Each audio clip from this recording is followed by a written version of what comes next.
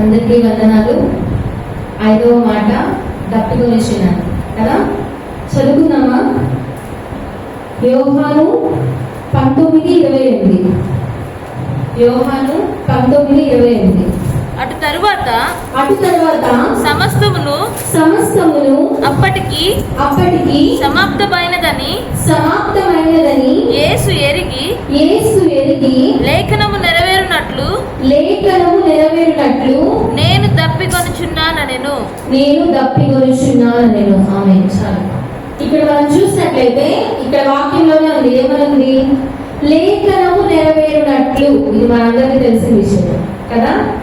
Last దేవుని శిలువ గురించి మిగిలిన ప్రాఫెసీ, ప్రవచనము, లేఖనము ఏదైనా ఉందంటే ఇది ఒక్కటే. నేను తప్పికొనుచున్నాను.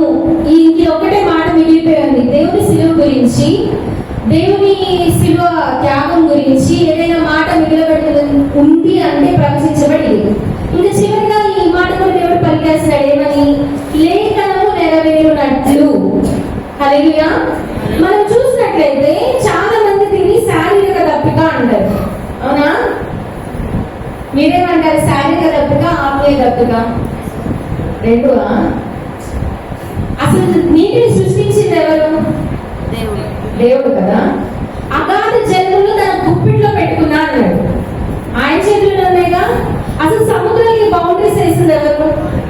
అగాధ జల సముద్రానికి ఎవరు వేసినారు? ఆయన కదా. వాటర్ ని వైట్ గా మార్చింది ఎవరు? ఆయన. ఇంకా చెప్పాలంటే అసలు వర్షాన్ని కమ్మని ఆజ్ఞాపించింది ఎవరు?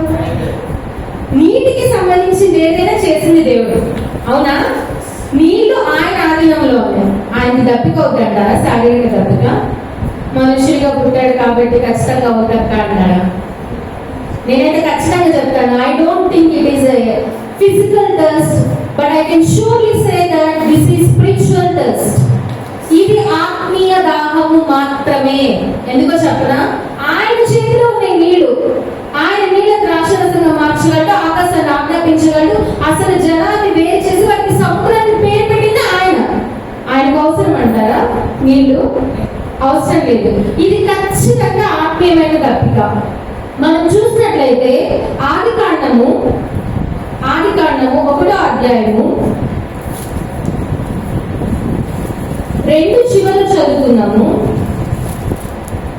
చీకటి అగాధ జలము పైన కమ్మి ఉండేను, దేవుని ఆత్మ జలముల పైన అల్లాడుచుండెను. ఏముందంట?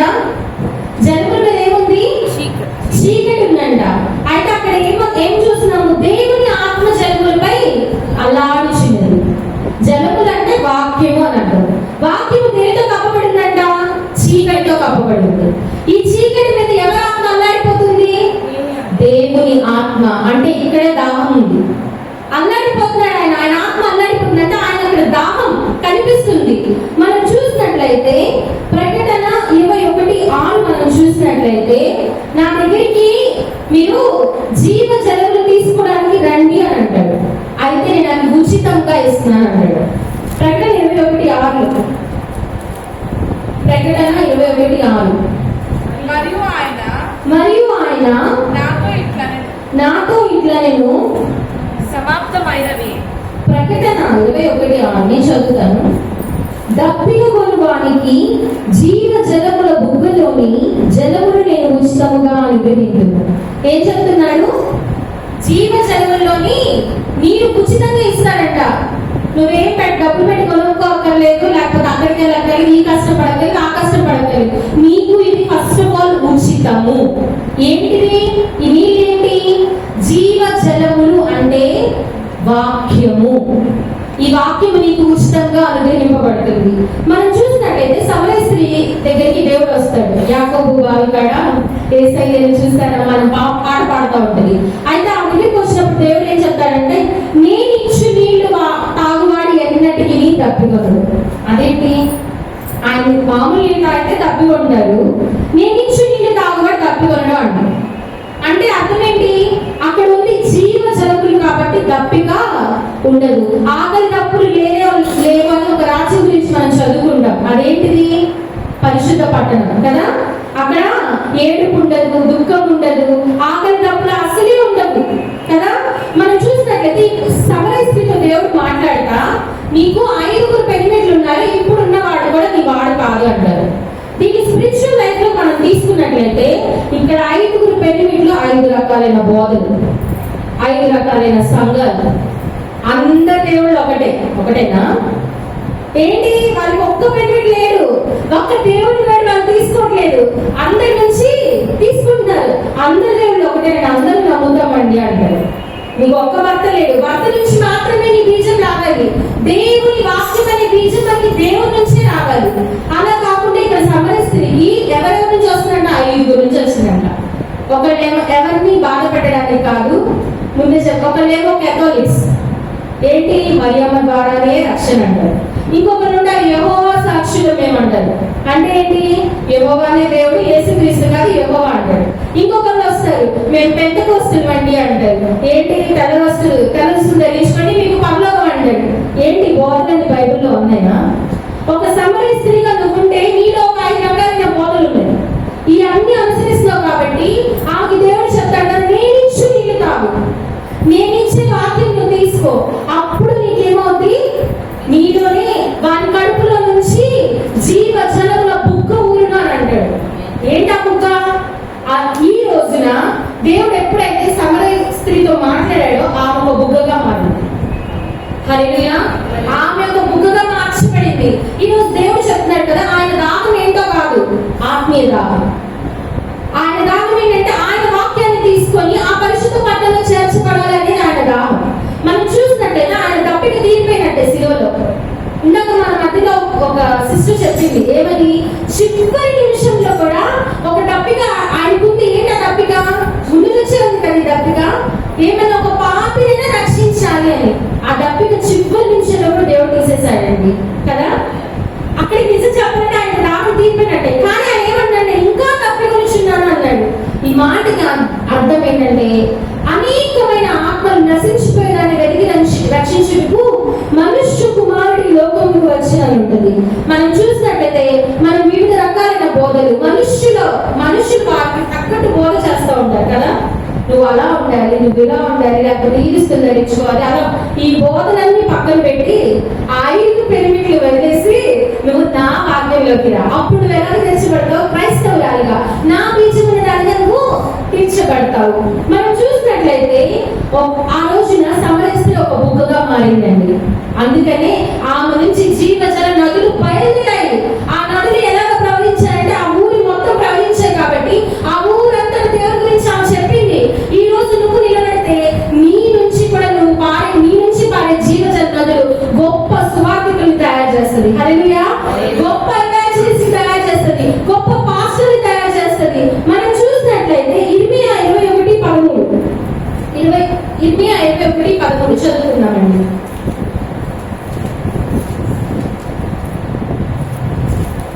ఇర్మియా 21:13 యెహోవా వాక్కు ఇదే, లోయలో నివసించుదానా, ఇర్మియా 2:13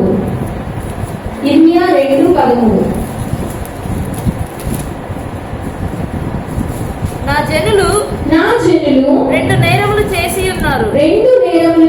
ఉన్నారు, జీవజలముల ఊటనైనా నన్ను విడిచి ఉన్నారు,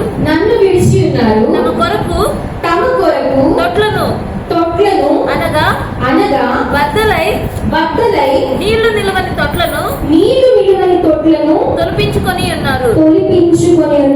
చాలు. ఇక్కడ మనం చూసినట్లయితే దేవుడు అంటున్నాడు కదా, 2 నేరాలు చేశారంట ఆయన ప్రజలు. ఏంటివి? జీవ జలముల ఊటనైన నన్ను వారు విడిచి ఉన్నారు. మనిషిపోయారంట. వాళ్ళు ఇంకా ఏం చేసుకున్నారంట? వాళ్ళ కోసం కొన్ని తొట్లు తయారు చేసుకుంటారంట. ఆ తొట్లు ఎలాంటివి? నిలిచేవి కాదు, నీరు వస్తే అది బద్దలైపోద్ది. అటువంటి తొట్లు తయారు చేసుకున్నాడు. ఈ తొట్లన్నీ ఏంటి అంటే మనం తయారు చేసుకునే తొట్లు. ఏంటి అది? డబ్బు అనే దాహం, కామం అనే దాహం, ఇంకా చెప్పాలంటే ఆస్తులు అనే దాహం, ఇంకా బంగారు, కొంతమందికి బంగారం పిచ్చి, కొంతమందికి ఆస్తులు పిచ్చి, కొంతమందికి డబ్బు అనే పిచ్చి. ఇలా ఒక్కొక్కరు ఒక్కొక్క వారి దాహం తగ్గట్టు. అసలు దాహం అంటే తీవ్రమైన కోరికంట, ఎలాంటి చేసేయాలి, అటువంటి దాన్ని దాహము అంటాం, దప్పిక అంటాం. ఇవి మనం తయారు చేసుకునే తొట్లన్నీ ఒకరోజు బద్దలైపోతాయి. జాగ్రత్త. నువ్వు ఏ తొట్లయితే చేసుకుంటున్నావో అన్ని బద్దలే. కానీ ఒక్కటి మాత్రం జీవజలంలో మూటని విడిచి నువ్వు ఏ తొట్టి తయారు చేసుకున్నావు అందులో నీరు నిలబడదు. హల్లెలూయా. ఇంకోటి మనం చూస్తే ఆమోసు 8:11. ఆమోసు 8:11. ఆమోసు 8:11.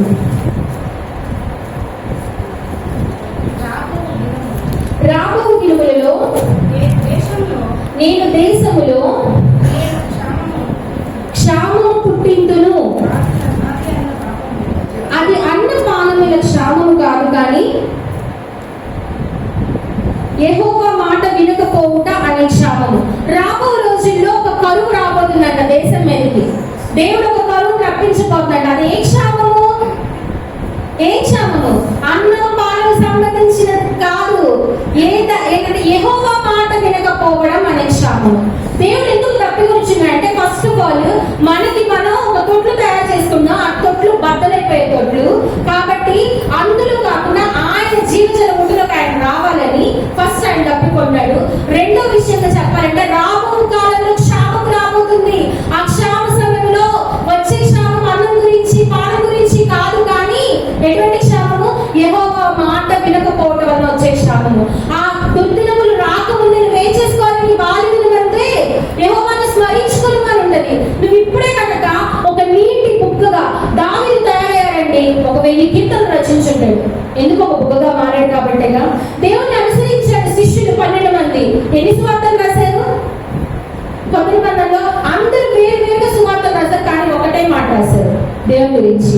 ఈ రోజు నువ్వు కూడా బుగ్గగా మార్చబడితే దేవుడు చెప్తున్నాడు కదా మార్కు 9:14, మీరు క్రీస్తు వారని తెలిసి మీకు గిన్నెడు నీళ్ళు ఇచ్చువారు తనకు రావాల్సిన ఫలము పొందుకుంటారు. హల్లెలూయా. ఈ రోజు ఎవరైనా గిన్నె నీళ్ళు ఎవరైనా ఇస్తున్నారా? నీళ్ళంటే ఏంటి? వాక్యం. గిన్నెడు కానీ కనీసం బాటిల్ మూత కన్నా ఇస్తున్నారా? తెలుసుగా ఇవ్వం మనం. మనకి ఎందుకు కొడతారో తిడతారు. అసలుకే ఎక్కువైపోయారు చుట్టుపక్కల జనాలు. కొట్టినా కొడతారు, చంపినా చంపుతారు. గిన్నెడు నీళ్ళు కాదు, గుక్కెడు నీళ్ళు కనీసం ఇంతనే ఇస్తున్నావు. నువ్వు ఇస్తున్నావా లేదా? దేవుడు అడుగుతున్న ప్రశ్న. గిన్నెడు నీళ్ళు ఇస్తే అంటే నీకు పరలోకంలో ఫలము దాచబడిందంట. హల్లెలూయా. ఇంకా మనం చూసినట్లయితే మత్తయి 5:6 దేవుడు చెప్తాడు కదా, నీతి కొరకు ఆకలి దప్పులు కలవారు ధన్యులు, వారు తృప్తిపరచబడతారు. నువ్వు కనుక నీతి కొరకు ఆకలి దప్పులు నీకుంటే ఏంటి నీతి? నీతి ఎవరు? నా నీతి నీవే, నా ఖ్యాతి నీవే, నా దైవమా యేసయ్యా. పాడతాం కదా, మన నీతి ఎవరు? దేవుడు. ఆ నీతి కొరకు నువ్వు కనుక ఆకలి దప్పులు ఆయన ఎలా అయితే దప్పిక కొన్నాడో అది ఆత్మీయ దాహం మాత్రమే. ఈ రోజు నీకు ఉండాల్సిన దాహం కూడా ఆత్మీయ దాహమే. ఆత్మీయ దాహం మాత్రమే నువ్వు సంతరించుకోవాలి. ఆయన ఎలా అయితే చివరి వరకు కూడా సిలువలో చచ్చిపోతారు, కన్ను మూస్తానన్నప్పుడు కూడా ఒక పాపిని రక్షించి కూడా ఆయన నేను ఇంకా దప్పికొచ్చినాను అంటున్నాడు. ఈ రోజున మనం ప్రశాంతమైన జీవితంలో ఒక మంచి ఇంట్లో సుఖంగా జీవనం గడుపుతూ మంచి శాలరీ సంపాదించుకుంటూ అన్ని చేస్తూ మనం మాత్రం ఏం చేస్తున్నాం? మొత్తమై నిద్రపోతున్నారు ఒక్కరు. ఏంటి?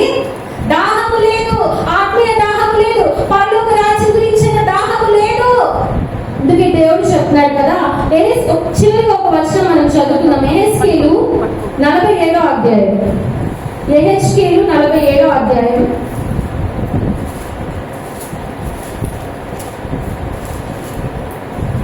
9 నుంచి చదువుకుందాం. వడిగా పాలు ఈ నది వచ్చు చోటెల్లా జలచరములన్నీ బ్రతుకును. ఈ నీరు అక్కడికి వచ్చుట వలన ఆ నీరు మంచి నీళ్ళగును, చేపలు బహు విస్తారములగును. ఈ నది ఎక్కడికి పారునో అక్కడ సమస్తములు బ్రతుకును. మరియు దాని యొక్క ఏకేది పట్టణం మొదలుకొని ఏనేగా ఈ పట్టణం వరకు చేపలు పట్టువారు దాని ప్రక్కల నుంచి వలలు వేయుదురు. మహాసముద్రంలో ఉన్నట్టు సకల జాతి చేపలు దాని యందు బహు విస్తారంగా ఉండును.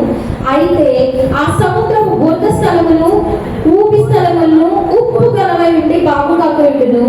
నదీ తీరమున ఇరు ప్రక్కల ఆహారం ఇచ్చు సకల జాతి వృక్షములు పెరుగును. వాటి ఆకులు వాడిపోవు, వాటి కాయలు ఎప్పటికీ రాలవు. ఈ నది నీరు పరిశుద్ధ స్థలముల నుండి పారుచున్నది కనుక ఆ చెట్లు నెల నెలకు కాయలు కాయను. వాటి పండ్లు ఆహారం వినియోగించును. హల్లెలూయా. ఏంటి? నువ్వు ఒక జీవ జలము ఊరిని బుగ్గగా నువ్వు మారితే నీ నుంచి అంట ఏ నీరైతే పారుతా ఉండదో ఆ స్థలం అంతా అరణ్యం అంతా ఎలా నింపబడింది? నీళ్ళతో నింపబడింది. ఆ నీళ్ళ ద్వారా చుట్టుపక్కల నదిలో ఉన్న ప్రతి ఒక్క వృక్షము ఫలించింది. సమస్త విధమైన చేపలు దాంట్లోకి వస్తాయంట. నానా జాతికి సంబంధించిన చేపలని అందులో బ్రతుకుతాయంట. నీవు సంపాదించే ప్రతి ఆత్మలో జీవముగా బ్రతుకుతుంది. హల్లెలూయా. ఖచ్చితంగా ఆకులు వాడిపోవంట, పండ్లు రాలిపోవంట. అవి ఏంటి అంటే ఆత్మ ఫలం. నువ్వు ఫలించే ప్రతి ఆత్మ ఫలం కూడా అవి ఎండిపోయేవి కాదు, రాలిపోయేవి కాదు, కుళ్ళిపోయేవటకన్నా కాదు. నెల నెలకి నువ్వు కాపు కాస్తావు. నీతి మంత్రులమే నువ్వు వేయమంటారు కదా, అలా నువ్వు మార్చబడతావు. దేవుడు చెప్తాడు కదా ప్రకటన గ్రంథం 22వ అధ్యాయంలో 21వ వచనం మనం చూస్తే ఒక జీవ నది పరిశుద్ధ సింహాసనం నుంచి ప్రవహిస్తుందంట. ఆ ప్రవహిస్తున్న నది వెండి చుట్టంతా కూడా ఆ శాపగ్రస్తమైన దేని అందులో ఉండదంట. ఎవరైతే దేవుని కుమారులు ఉంటారో అందరు వాళ్ళు మాత్రమే ఉంటారంట. మనం పాడుకుంటాం కదా, ఒక నది కలగు ఆ బాట చెందనే పరిణించుచు జీవించును జలస్వరము చే ఆ నది కలచును యాత్రికుని దాహము తీర్చును. ఈరోజు నీ దాహం తీరుస్తాడు. ఖచ్చితంగా నేను ఒక బుగ్గగా దేవుడు మార్చడానికి ఇష్టపడుతున్నాడు. సమ్మర్ స్త్రీ బుగ్గగా మారింది, ఆయన శిష్యులు బుగ్గగా మారారు. ఈ రోజు నువ్వు ఒక బుగ్గగా మార్చబడినట్లయితే నీ ఆకులు ఔషధంగా ఉపయోగపడతాయి. నీ పండ్లు నీకు రాలిపోవు. పరిశుద్ధ స్థలంలో నుంచి ఆ నీళ్లు పారుతూ వస్తున్నాయి కాబట్టి అందులో ఉన్న వాళ్ళందరూ బతుకుతారంట. ప్రతి జీవచరము బతుకుతారంట. హల్లెలూయా. దేవుడు ఇది ఆశిస్తున్నాడు కాబట్టి ఇంకో మాట మనం చూసినట్లయితే ఆఖరిగా నేను ఒక మాట చెప్పాలని ఆశిస్తున్నాను. ప్రకటన 8:11. ప్రకటన 8:11. అందువలన నీళ్ళలో మూడవ భాగము మార్చి ప్రతి ఆయను నీళ్లు చేదైపోయినందున వాటి వలన మనుష్యులలో అనేకులు చచ్చిరి. ఇక్కడ మార్చి పత్రి అంటే ఏంటి? మహాబొబ్బులు, బయలు. మనం ఇందాక విన్నాం కదా, జనములపై ఏముంది? చీకటి కప్పేసింది. ఆ చీకటి కనుక జనాన్ని కప్పేస్తుంటే మార్చి పత్రి అయిపోతుంది అంటే అదొక సాతాను అర్థం. ఆ నీళ్ళు అంటే చేదేవి కాబట్టి ఏమవుతుంది? అందులో అనేకులు చచ్చెదరు. నీవు కనుక బుగ్గగా మారితే నీలో అనేకులు బతుకుతారు. ఆయన దాహాన్ని నువ్వు తీర్చేదానిలో ఉంటావు. అనేక మందికి నువ్వు దాహాన్ని తీర్చుతావు. ఫస్ట్ మనం విన్నాము బిఫోర్ లాస్ట్ ఇయర్, ఈ గొర్రెలే కాదు ఆ తొడిలో గొర్రెలు కూడా నావే విన్నాము. లాస్ట్ ఇయర్ అంతిగా చెప్పినప్పుడు విన్నావు. ఏం విన్నావు? ఆ దాహాన్ని తీర్చుకుని అందరికీ దాహాన్ని తీర్చుకునేది. ఈ వారం దేవుడు చెప్తాడు, ఈ సంవత్సరం దేవుడు చెప్తాడు, ఆ బుగ్గగా మార్చబడింది, అనేకుల్ని బుగ్గని తయారు చేసింది. ఈ రోజు నువ్వు కూడా బుగ్గగా మారాలి. ఒకవేళ మారకపోతే ఏ చీకటి అయితే అగాధ జలములు కమ్మేసిందో దాని వలన నీవు చచ్చెదవు అని చెప్తున్నాడు. చావు కావాలా? కళ్ళు మూస్తే పాతాళం, కళ్ళు తెరిస్తే పరలోకం. రక్షణ దేంట్లో కడుపు పెడతావు? రక్షణ. దేవుడు ఈ చిన్ని వాక్యాన్ని దీవించును గాక. హల్లెలూయా.